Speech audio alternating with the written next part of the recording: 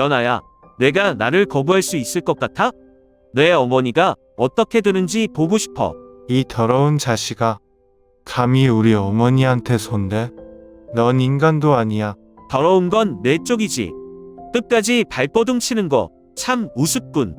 내가 내 것이 되는 순간 모든 게 해결될 거야. 차라리 죽는 게 낫겠어. 내 같은 인간에게 무릎 꿇느니 나는 지옥을 선택하겠어. 지옥? 내가 선택할 수 있는 게 아니야. 연아야, 곧 알게 될 거다. 내가 얼마나 무력한지. 그만해라, 강무섭. 내가 한 짓 이제 끝이다. 어머니가 보름달을 볼 때마다 기다리는 것은 무엇일까? 붉은 비단 주머니 속에 숨겨진 비밀. 그리고 나는 누구인가? 죽은 자가 반드시 죽은 것이 아니다. 이 편지는 대체 누가 보낸 걸까? 지금까지 알고 있던 모든 것이 흔들린다. 지금부터 숨겨진 이야기가 시작됩니다. 끝까지 함께 해주세요. 나는 연하라고 한다. 강원도 오대산 자락의 작은 마을에서 태어나고 자랐다. 우리 마을은 사계절 내내 조용하고 평온했지만 겨울이 유독 길고 눈이 많이 내리는 곳이었다. 한겨울이면 집집마다 굴뚝에서 연기가 피어올랐고 마을 사람들은 아궁이에 불을 지피며 긴 밤을 보냈다. 마을 어귀에는 오래된 당산나무가 있었고 그 옆에는 작은 우물이 자리 잡고 있었다.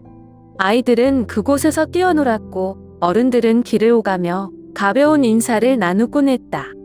나는 어릴 때부터 어머니와 단둘이 살았다. 아버지는 내가 기억도 나지 않을 정도로 어릴 때 돌아가셨다.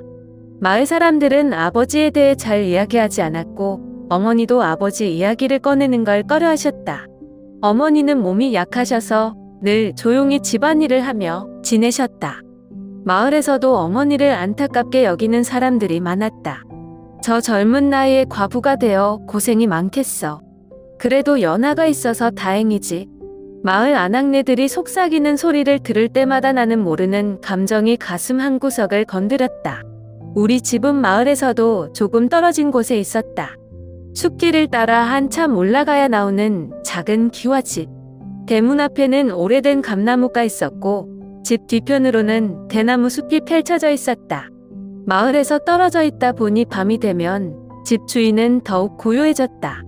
바람이 불 때마다 대나무가 서걱거리는 소리가 들렸고 달빛이 환하게 내리쬐면 집안까지 푸른빛이 스며들었다. 나는 어릴 때부터 이 풍경에 익숙했지만 이상하게도 보름달이 뜨는 날이면 어머니의 행동이 달라지곤 했다. 보름달이 뜨는 날이면 어머니는 꼭 대청마루에 나가 한참 동안 하늘을 바라보셨다. 처음에는 그냥 달이 예뻐서 그러시는 줄 알았다. 하지만 시간이 지나면서 나는 점점 이상한 기분이 들었다. 어머니의 눈빛은 달을 보는 것이 아니라 마치 아주 멀리 있는 무언가를 떠올리는 듯했다. 그리고 그 표정에는 설명할 수 없는 쓸쓸함이 배어 있었다. 한 번은 용기를 내어 물어본 적이 있었다. 엄마, 왜 보름달을 보면 그렇게 오래 쳐다봐? 어머니는 내 질문에 놀란 듯했지만 이내 희미한 미소를 지으며 대답하셨다. 그냥 어릴 때부터 습관이었어. 하지만 나는 어머니의 대답이 진심이 아니라는 걸 알았다. 그저 더 이상 묻지 않기를 바라는 듯한 표정이었다. 그러던 어느 날이었다. 겨울이 끝나가고 봄 기운이 스며들기 시작한 음력 정월 대보름날. 어머니가 마당에서 나무를 다듬고 계실 때 나는 우연히 방 안에서 어머니의 오래된 보자기를 발견했다. 색이 바랜 한복 속에 조심스럽게 쌓여있던 것은 붉은빛 실크 주머니와 이상한 모양의 옥 조각이었다. 나는 호기심에 그것을 만져보았다. 주머니는 손바닥만 했지만 손끝으로 느껴지는 감촉이 이상하게 낯설었다. 그리고 옥 조각은 내가 한 번도 본 적 없는 문양이 새겨져 있었다. 마치 오래전부터 전해 내려온 것 같은 신비로운 느낌이 들었다. 그 순간 등 뒤에서 다급한 목소리가 들려왔다. 그거 건드리면 안 돼. 깜짝 놀라 돌아보니 어머니는 얼굴이 하얗게 질려 있었다. 나는 얼떨결에 손을 놓고 물었다. 엄마, 이게 뭐야? 어머니는 대답하지 않고 재빨리 보자기를 낚아채어 품에 안으셨다. 마치 아주 소중한 것이기라도 한 듯. 그리고는 힘없이 중얼거리셨다. 넌 몰라도 돼. 그날 이후 나는 이상한 불안감에 사로잡혔다. 어머니가 보름달을 보며 기다리는 것은 무엇일까? 그 붉은 주머니와 옥 조각은 어떤 의미를 가진 걸까? 그리고 내가 몰랐던 어머니의 과거에는 대체 어떤 비밀이 숨겨져 있는 걸까? 이 모든 것이 연결되어 있는 것만 같았다. 하지만 어머니는 아무 말도 해주지 않으셨다.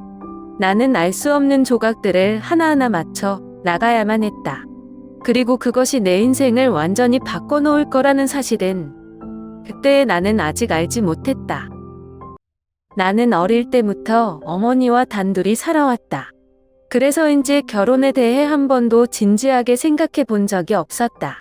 다른 또래 여자들이 홍기가 차면 좋은 집안으로 시집갈 고민을 할 때도 나는 그저 어머니와 함께 오래도록 살고 싶다는 생각뿐이었다. 어머니는 몸이 약하셨고 나를 키우느라 평생 고생만 하셨다. 그런 어머니를 혼자 두고 내가 어디로 간다는 건 상상조차 할 수 없었다. 하지만 마을에는 나를 탐내는 남자가 하나 있었다. 박무섭. 마을 이장의 아들이었고 이곳에서 가장 많은 땅을 가진 집안의 자식이었다. 어려서부터 그는 원하는 것은 뭐든 손에 넣었고 사람들 위해 군림하는 것이 당연하다고 여기는 사람이었다. 마을에서는 그의 비위를 거스르지 않으려는 분위기가 있었지만 나는 그가 싫었다. 그의 눈빛과 말투, 그리고 사람을 대하는 태도까지 모든 것이 불쾌했다. 나는 그를 피하려 했지만 그는 계속 나를 쫓아왔다. 마을 장터에서 우물가에서 심지어 어머니와 함께 나무를 캐러 간 산길에서도 그리고 어느 날 해가 뉘엿뉘엿 저물어가는 저녁 무렵 그는 나를 길목에서 가로막았다. 연아야, 나는 그를 무시하고 지나가려 했다. 하지만 그는 내 앞을 막아서더니 낮고 부드러운 목소리로 말했다. 너도 알잖아. 내 어머니 혼자서 생활하는 게 얼마나 힘든지. 나는 아무 말도 하지 않았다. 그는 한 발짝 더 다가오며 말을 이었다. 나와 혼인하면 내 어머니도 편히 사실 수 있을 거야. 내 집에는 일꾼도 많고 먹고 사는 걱정도 없잖아. 나는 차갑게 대꾸했다. 필요 없어. 그의 얼굴이 일순 어두워졌다. 웃고 있었지만 그 눈빛은 차갑고 날카로웠다. 필요 없다고? 내가 아직 잘 몰라서 그러는 거야. 여자가 평생 혼자 살 수 있을 것 같아? 그건 내 일이야. 내가 상관할 바 아니지. 왜 그렇게 고집을 부리는 거야? 다 너를 위해 하는 말인데. 나를 위해서가 아니라 너 자신을 위해서겠지. 순간 그의 표정이 굳었다. 나는 한 걸음 물러섰다. 왠지 모르게 등 뒤로 서늘한 기운이 느껴졌다.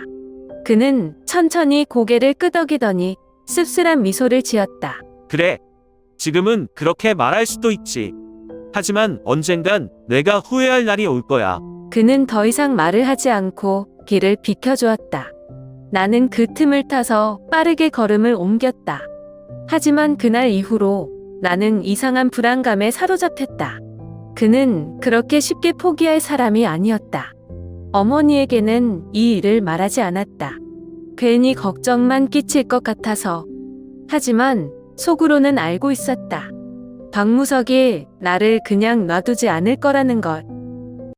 우리 마을은 산과 가까워서 남자들은 대부분 사냥을 하거나 나무를 하는 일을 많이 했다. 강보도 그중 하나였다. 그는 항상 산속에서 나무를 하다가 마을로 내려와 땔감을 팔곤 했는데 다른 사람들과 달리 말이 거의 없었다. 마을 사람들이 그에게 말을 걸어도 그는 간단하게 대답할 뿐 불필요한 대화는 하지 않았다. 그래서인지 사람들은 그를 조금 기묘하게 여겼다. 하지만 나에게 강보는 단순한 나무꾼이 아니었다. 그는 마을 남자들과는 달랐다.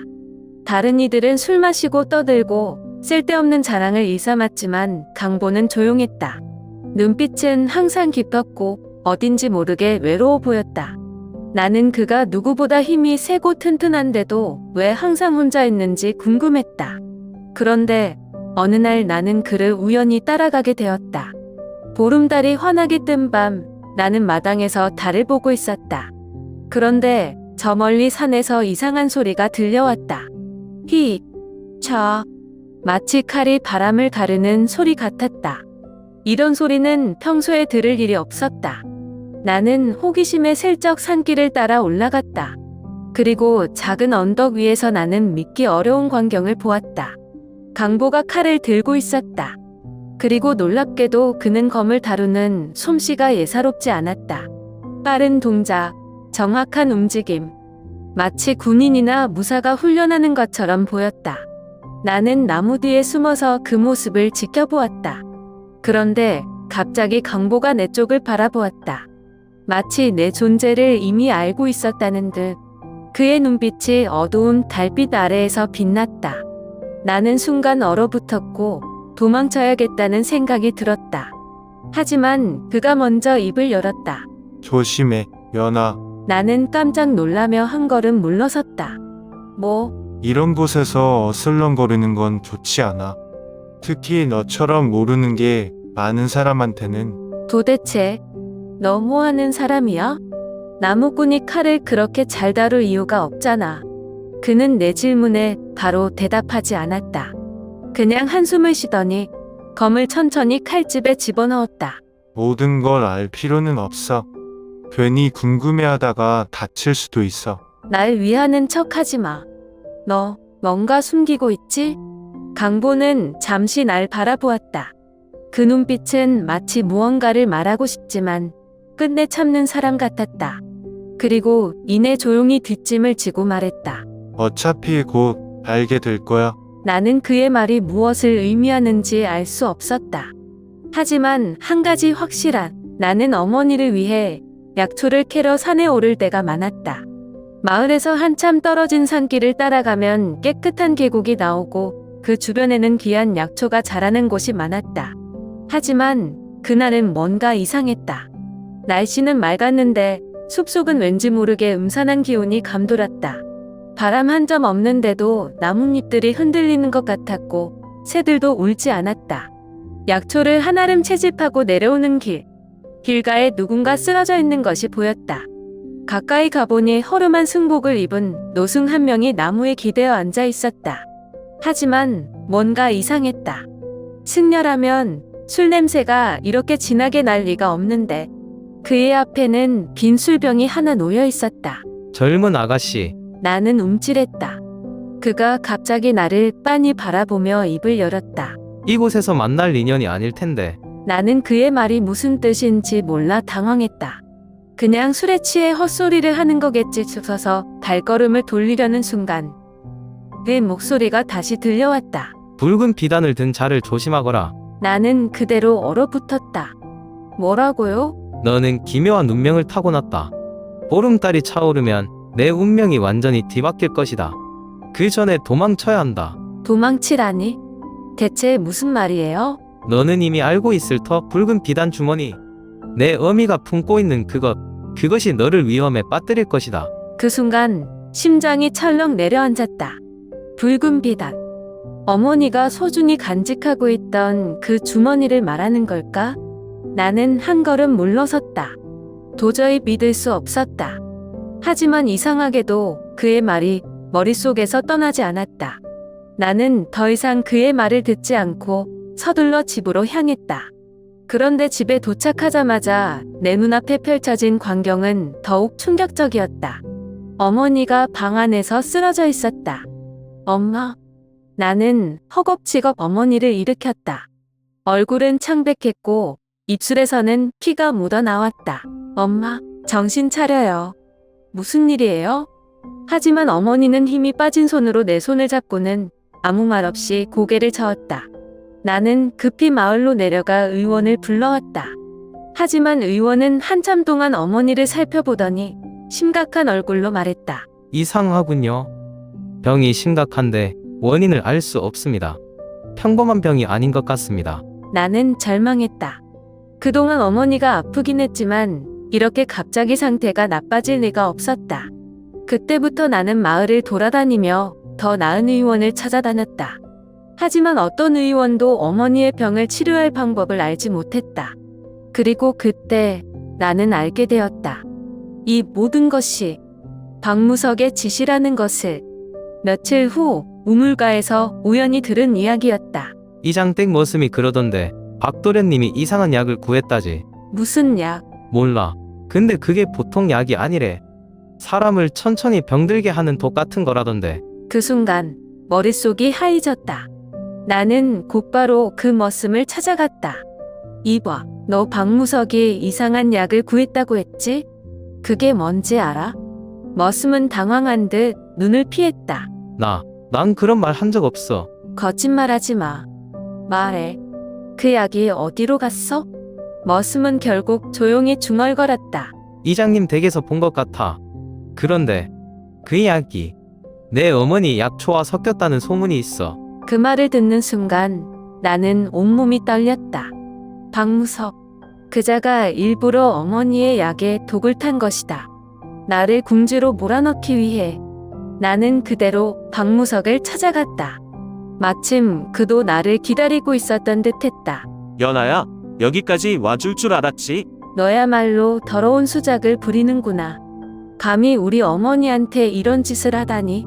그는 태연하게 미소를 지었다. 내가 뭘 했다고 그래? 난 그저 내가 힘들까봐 도와주려는 것뿐인데. 내가 한 짓이야. 내가 다 알아. 그는 한 손을 들어 얼굴을 쓸어내리더니 음흉한 미소를 지었다. 그렇다면 방법은 하나뿐이겠네.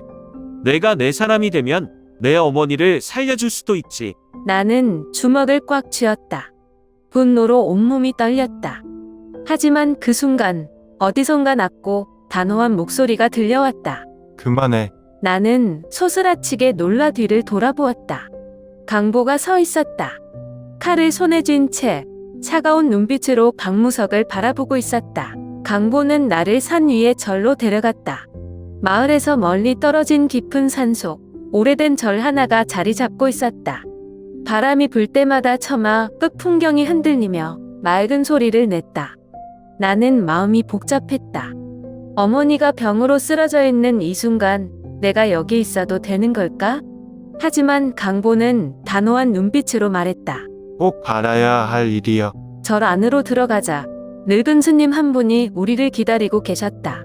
그는 강보를 보고 천천히 고개를 끄덕이더니 내게 시선을 돌렸다. 그리고 깊은 한숨을 쉬었다. 오래 기다렸다. 나는 당황했다. 마치 나를 오래전부터 알고 있었다는 듯한 말이었다. 무슨 말씀이세요? 너는 평범한 아이가 아니야.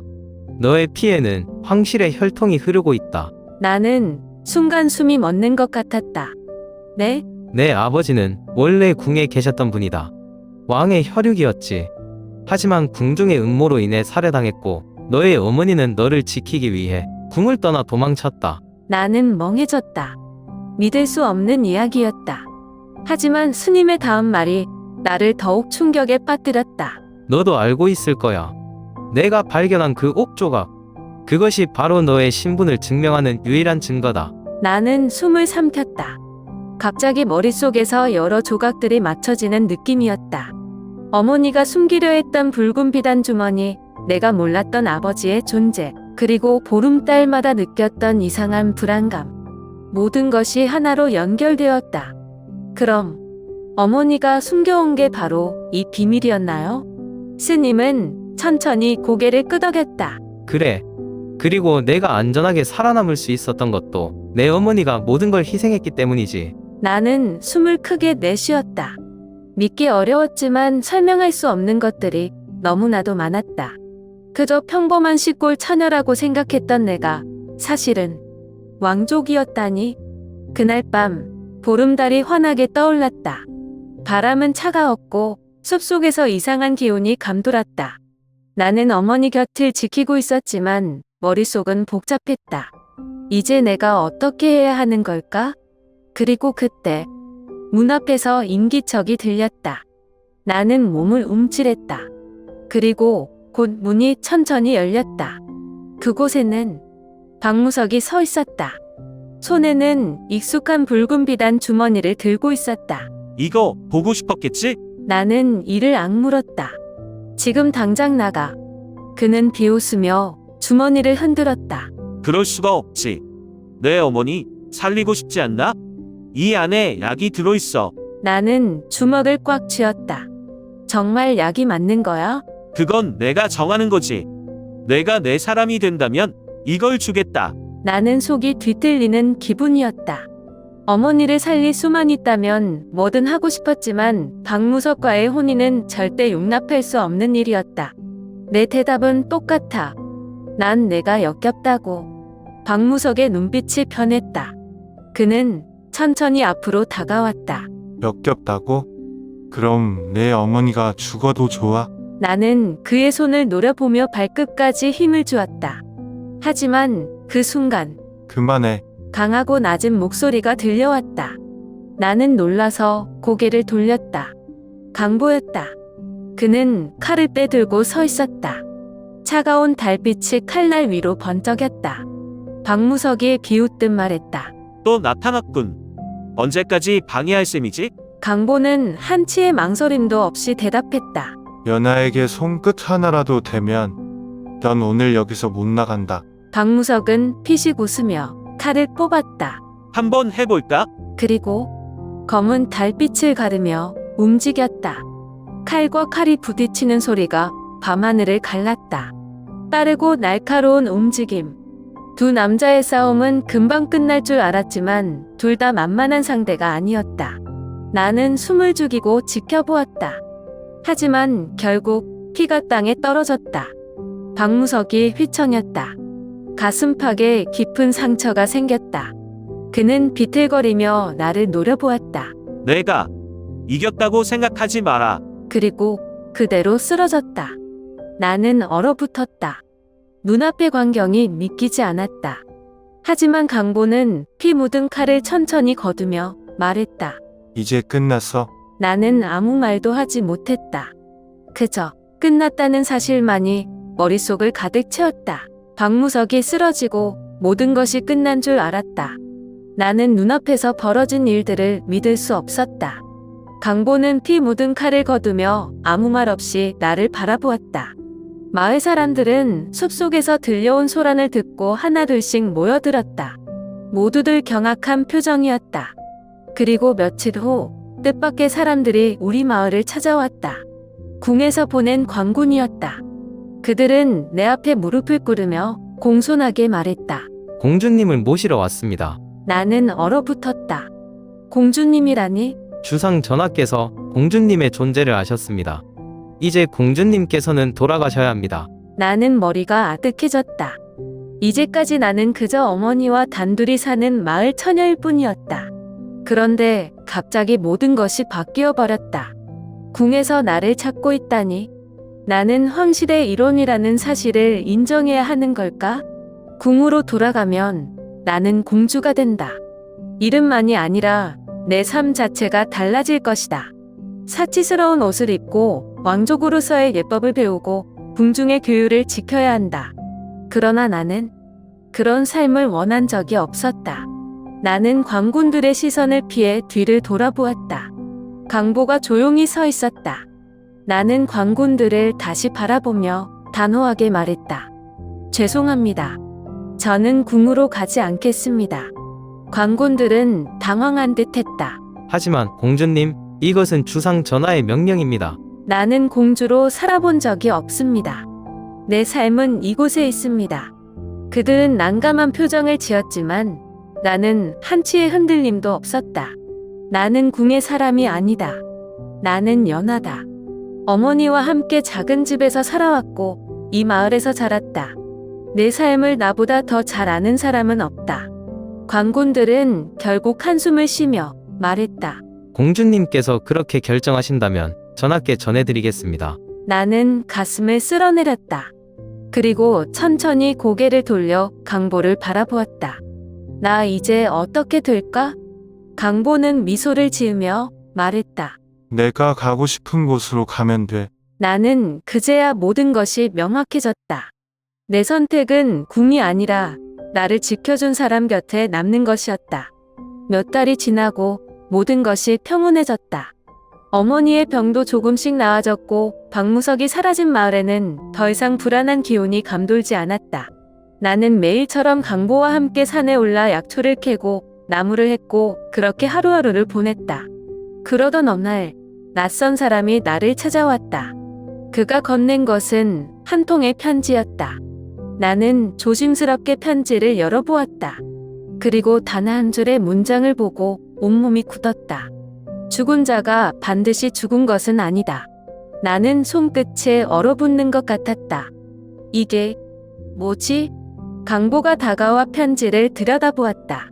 그는 눈썹을 찌푸리며 말했다. 누가 보낸 거지? 나는 대답하지 못했다. 하지만 불길한 예감이 들었다. 박무석은 확실히 죽었다고 생각했다. 하지만 정말 그럴까? 혹시 그는 살아있는 걸까? 나는 천천히 하늘을 올려다보았다. 오늘따라 달빛이 유난히 차가웠다. 이 이야기는 아직 끝나지 않았다.